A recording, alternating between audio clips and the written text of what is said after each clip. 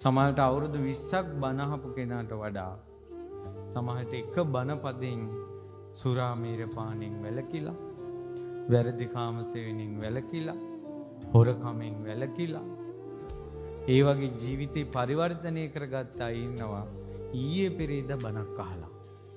ඉතින් එයාගේ ජීවිතේ හොඳයි නේ. අර යේලිලත් එක්ක රණ්ඩු වෙවි ඉන්න අවුරුදු 20 30 බණ ඇහුවා කියලා කියන උපාසකම්මලට වඩා.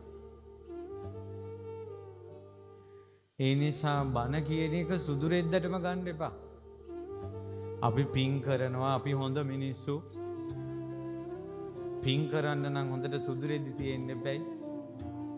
මේ පාර පොල් ගහවල කටිනේ දම් පාටට තිබ්බේ. අපි පන්තයකට දැක්කේ නැති එකක්.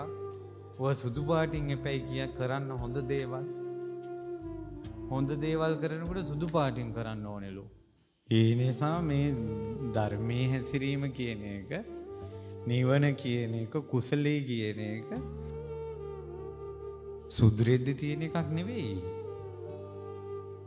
හදවතේ තියෙන එකක්.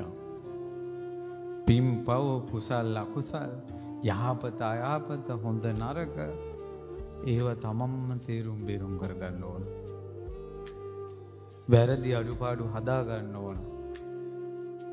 ජීවිතය ගැන හිතන්න ඕන. සංසාරය ගැන හිතන්න ඕන. ඉතින් ඒ නිසා ඔබටත් මටත් නුවණින් විමසීමේ ශක්තිය දියුණු වේවා.